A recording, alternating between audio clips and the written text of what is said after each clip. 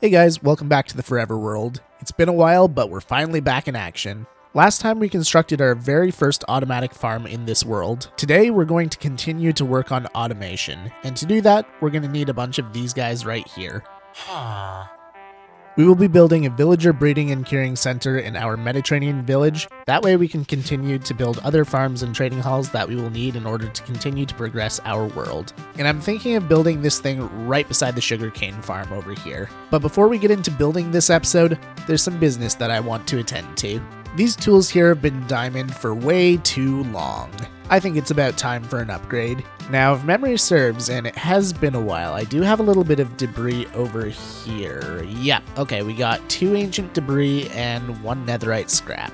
It's a start, but we're gonna need a little bit more than that. With all 4 of my armor pieces, plus 1, 2, 3, 4, 5, 6 tools, we're gonna need 40 ancient debris. And we got 3.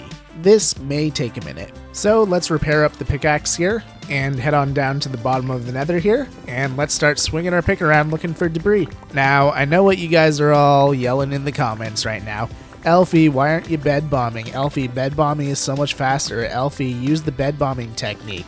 I don't wanna. In all honesty, I suck at bed bombing. Half the time I wind up on fire or blowing up or something, so I just find it easier to swing the pick around and look for debris. Plus, I find it nice and relaxing to just kind of do some strip mining every now and then, so why not do it in the nether? Plus, this technique does work.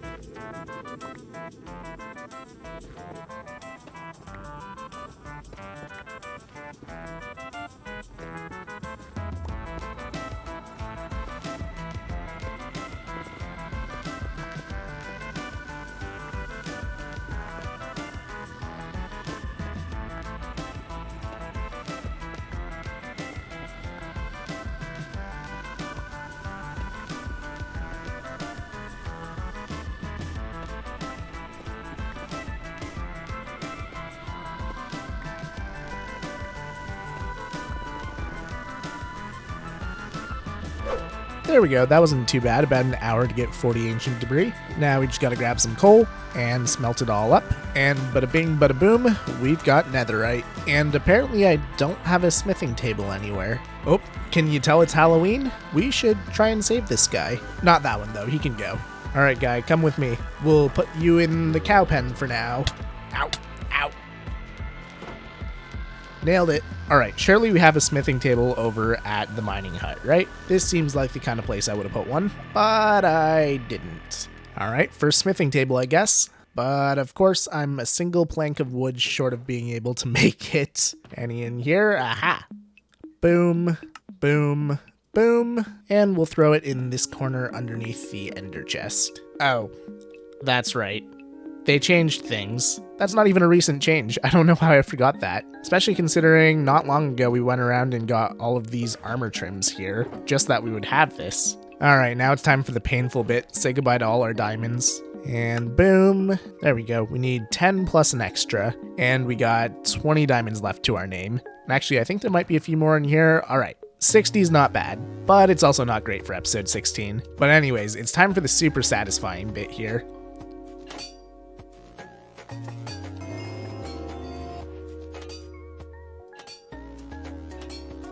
There we go, we got full netherite tools. I am going to pack the rest of the netherite away for now though, because our armor needs a little bit of work here. Actually, the pants are maxed out, but let's do everything at once. The boots could definitely be better. Not a huge fan of our chest plate, and we literally don't own a helmet. So it's time to actually get our villagers set up and going. A while ago, we made our Church of Mending over here, and this was great for the beginning of the game. We had space for a couple villagers in here, and that was about it. We have no emerald generation at all. We don't have any way to zombify and cure them, so we need a better setup, which means it's time to head back over to the Mediterranean village. In the last little while on streams, I've been working on the nether tunnel going there, and it's coming along pretty nicely. Although it is a 1,000 block tunnel, so we've got a ways to go. Here we are, back at the Mediterranean village. I know we only just escaped here, but at least we have access to more stuff now. And I'm thinking our expansion is going to go right beside our new sugarcane farm. And it has been quite a bit since I've done this, so just as a reminder, we need tuff, we need stone brick, and we need various versions of andesite to expand this path. Alright, let's just go ahead and expand this out a little ways here. You got something to say? Oh, yeah, you do. Bear says hi. There we go. I figure I can texture up the path later. But I wanted this to be a nice long path because I expect this to be a pretty big building. Now the $1,000,000 question. What blocks do we use? Looking at it from back here, I think we could use a little bit more white. So let's use the white terracotta over here as well. And thankfully, with access to all of my good stuff again, I've been hard at work collecting different blocks that I think we might need for our builds. We do have a bit of white, but we'll probably need more. I think it may also be worth dipping into our quartz supply here. We got a lot of it when we were mining for Netherite, and also doing this hub. So let's take, say, a row with us. Grab some more bones for white dye, and let's see what our jungle wood supply looks like. And pretty good, actually. We'll take, say, 6 stacks with us, because I find that white terracotta and stripped jungle wood look pretty good together. Sticking with the white theme, we might want some diorite as well. And if memory serves, we have a whole whack of it down here. Yep. And now we go back. It takes so many rockets to get down this walkway here. We may want to think about some ice boat roads in the future. Oh, I didn't realize these guys got pumpkins too. I've been playing this game for 15 years and I guess I can still learn something new. Alrighty, to the build. Here's what I'm thinking. We want to come over a little bit from the existing building. So let's maybe go with 3 blocks. Then we'll block this out a little bit here. And I don't want this to be a very tall building, because if we fly back here a little bit and we look at the composition of our town here, I think a shorter building would be really good here and then a taller one in behind. So we'll go for maybe a taller 1-story building. And I'd like to implement some pillars into this building too. So I'm thinking diorite like this, and then we go quartz pillars up the center here. Let's say 5 high, and then we throw some more diorite at the top. I do like it, but I think I want a little bit of a buffer between the tuff and the diorite. So let's grab some of our jungle wood, and we'll raise this pillar up by 1, and we'll do a row of jungle wood like this, and strip it. Yeah, that's not bad. And then I'll extend this down this way a bit more.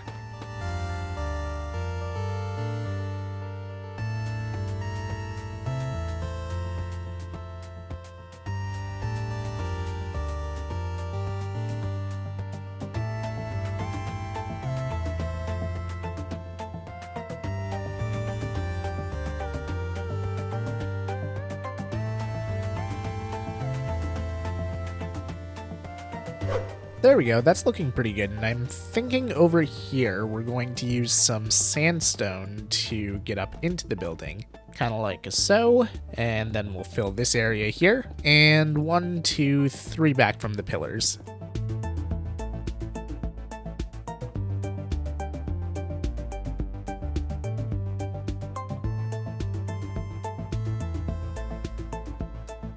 There we go, we got a nice little walking space up here before we enter the building, and I'm thinking we're going to drag the pillars down this side of the building too, because eventually I want the city to continue back this way, so we're going to have a road running right beside the building here.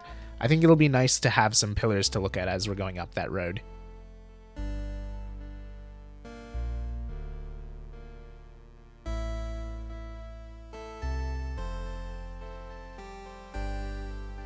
Not bad, not bad. Now let's go ahead and put a ring of jungle along the top of the pillars here too.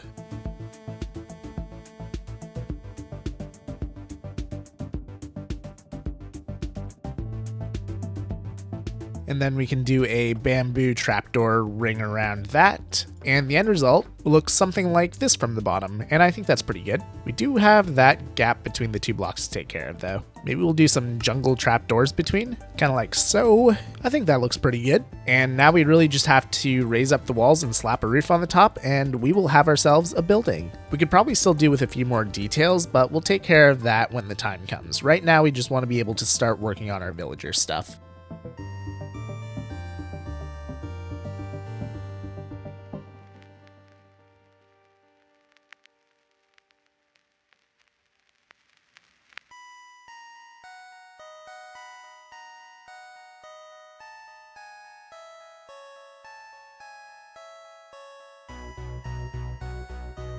There we go, we've got our villager breeder building. But just the building, there's literally nothing, not even a floor inside. So we should probably start there. Now, I'm thinking we go split level here. Not entirely sure how far down we should go, but let's start with 3 blocks, and if we need to go further, we will. And then we'll throw a little lip around the outside here too. Actually, maybe we'll go a 4th one down as well. All will make sense in a minute. But for now, let's get our floor and our wall in.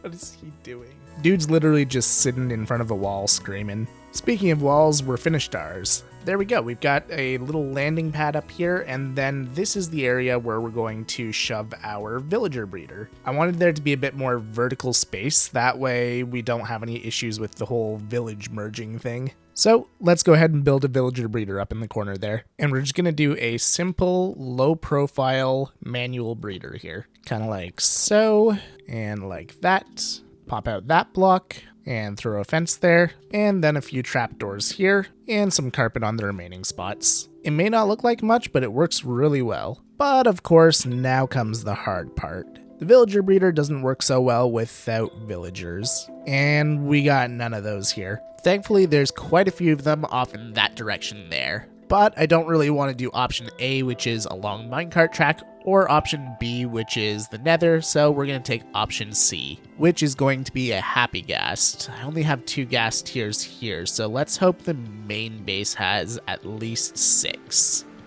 Alright, cross your fingers. That looks like a big fat 0. One more chance, and we're too short. So we can either go hunt a few ghasts, or we can piglin trade, hoping to get a dried ghast. And I'm thinking the ghast hunting is going to be a bit easier. So let's test our luck a little bit here. I guess challenge number 1 is actually finding a ghast. There's a tier. We just need 1 more, and now that I think about it, one of our other paths goes through Soul Sand Valley. Thinking it might be a little easier to find a ghast over there. Die, floating baby! And there we go. Now we just need 1 of these, and we make a tiery chest, slap this in the middle, and we got our dried ghast. Now we definitely want to grow him over at the other area because I am not flying this giant floating baby 10,000 blocks just to move a few villagers. And boop. And now we wait. Oh, there we go. We got ourselves a happy ghast. Well, I mean, in 19 minutes and 40 seconds, roughly. Ooh, I don't know if I want him wandering in here. He's just gonna grow up and be stuck in the house. Oh, I definitely don't want him going through here either. Do I have a lead anywhere? Come over here, little buddy. There we go. Let's just put you right here, and we'll be back in 17 minutes. There we go. The balloon has been inflated. We just gotta make 1 of these guys right here, and now we can go abduct some villagers. Man, I forgot how slow these guys are, so we're just gonna drag him over to the village and then take the long trek back. Alrighty, let's just tie this guy up over here. And by the way, we need a name for this guy, so in the comments, what should we name our happy ghast? Alright, I think I'll take this guy right here. Then we'll head over and grab this farmer too. Now we just gotta get him in the boats. In you go. And pop. And you come with me. Now let's see if I can remember how to do this. I always mess up leading a ghast to a boat. Yep, kind of like that. Aha! There we go. Oh, uh-oh. Come back. There we go. Alrighty, now we airlift these guys back to base. This is gonna take a minute.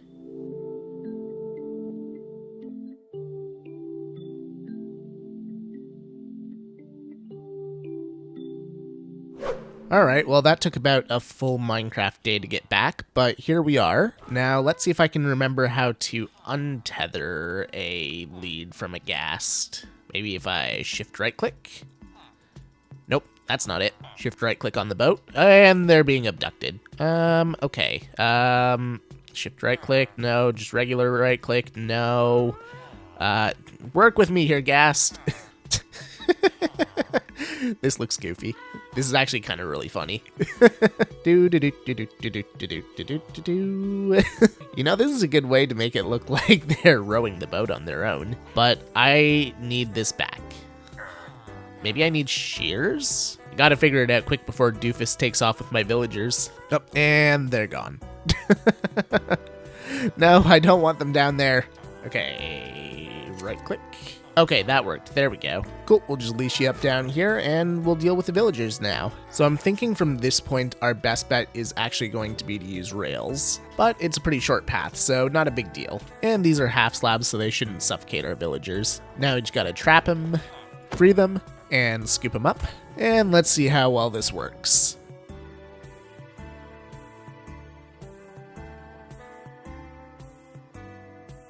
And break the minecart. Cool, one in.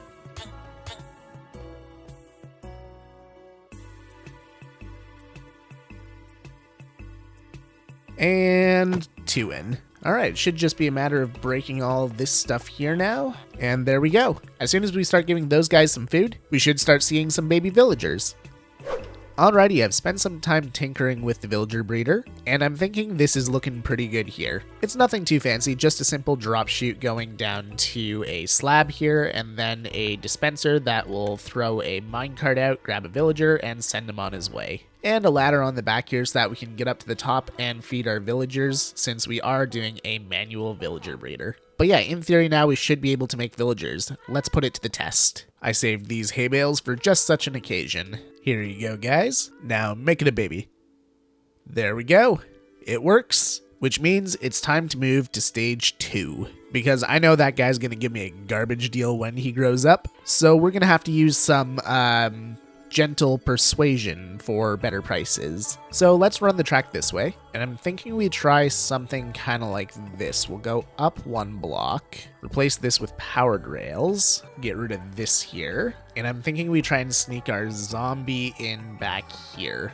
Oh, working with rails sucks. Okay, we get rid of this and this so that we can extend this.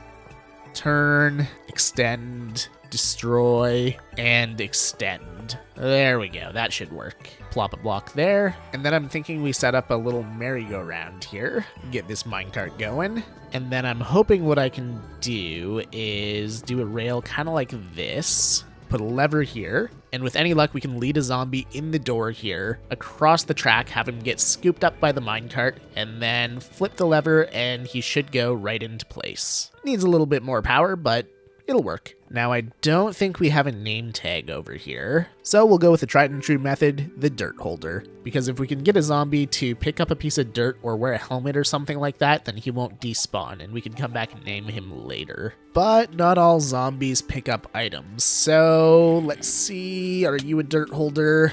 No, I don't think that guy's a dirt holder. Is this guy a dirt holder? Nah, none of these guys are dirt holders.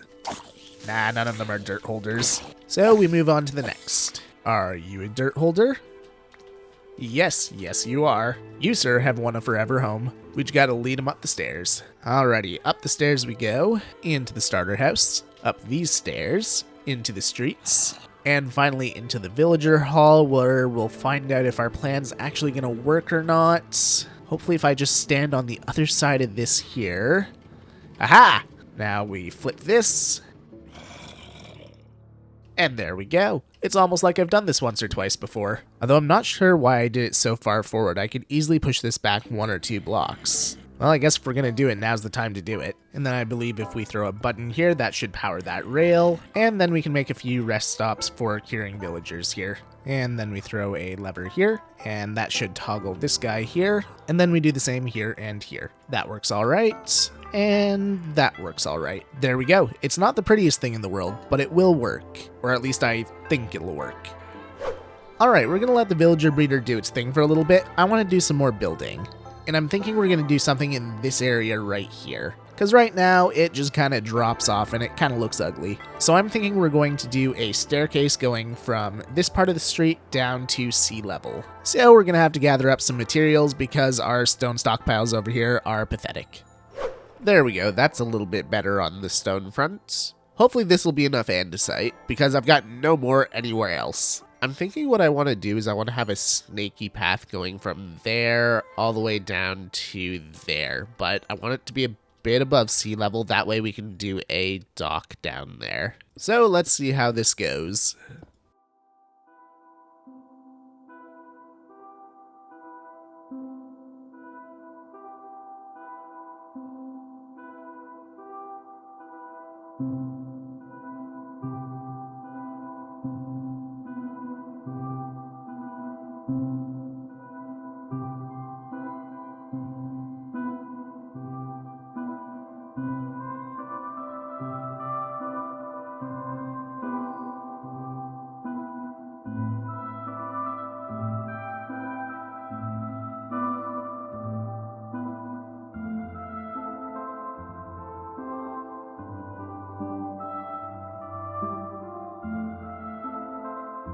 There we go, that's looking pretty cool. It definitely still needs more work in terms of greenery and foliage, but we can do that at the same time as our villager breeder building. I also built up the seawall a little bit more here, and we're gonna continue off the end of this path later on.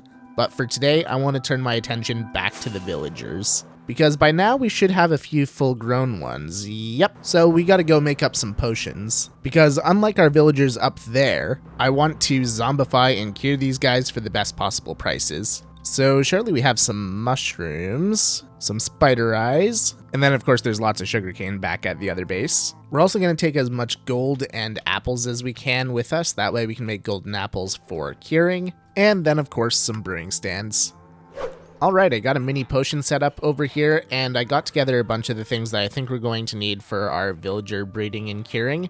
Now it's time to take this for its maiden voyage. We just gotta make a bunch of minecarts and load up the system here and cross our fingers that everything works. Okay, well that's a good start. Now if I break line of sight... Oh, it's working. There we go, zombie villager number 1. And if I hit this button, he goes there. Flick this lever, queue up another one. Only complaint is it's a little tough to push this button here. There we go. But we made it work. Now we just toss a potion between the two of them and slap them both. And we wait. Oh, there we go. We got one cured. And there's the other. Now if we just toss a block here, flip this lever, and push their button, and he's in a good position now for us to start cycling through trades. Alrighty, we built a building, we made our villager breeder, and we have the ability to get cheap trades now. Now we actually have to cycle through those trades. And our bottleneck on that front has always been emeralds. But we do have one farm on this world that could give us a lot. And it's actually relatively nearby. Just past this cherry grove here, we built ourselves a squid farm a couple of months ago on stream. The original purpose was for the nether hub because we needed a bunch of black concrete and glass for it, but there's no reason we can't use it for emeralds as well, because this farm is pretty good. Now, this is going to be a little bit of a pain to get started, because the villagers that trade for ink sacks are librarians, which wouldn't be so bad because we need librarians anyways for the books. But the ink sack is part of their second trade round, and there's only a chance that it'll show up. And we really need either this guy or this guy to have that ink trade. Otherwise, getting the emeralds to get this entire operation started is going to be a drag. In fact, I've just come to think of this, but we actually do need a good amount of emeralds to actually get things started. I'm thinking 4 is not going to be enough, because we actually have to get to the second level of trade. So let's hope that we have a good amount of emeralds back home. Alright, moment of truth, we have 0. Let's cross our fingers for one of the junk chests. 0. And at the Church of Mending, 0. And 16. Okay, that's something. But unless I get really lucky, it is not enough. So we're back to melons and pumpkins. Hopefully for the last time, because this is an incredibly expensive process with very little gain. Yep, didn't even get a stack of emeralds, but that should be enough.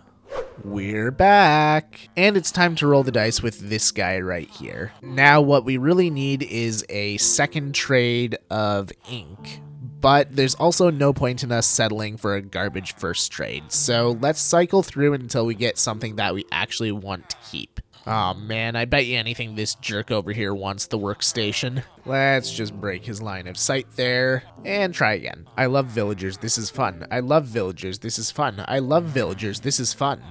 Now? Now? Now? You know what? You suck. I'm giving the job to that guy.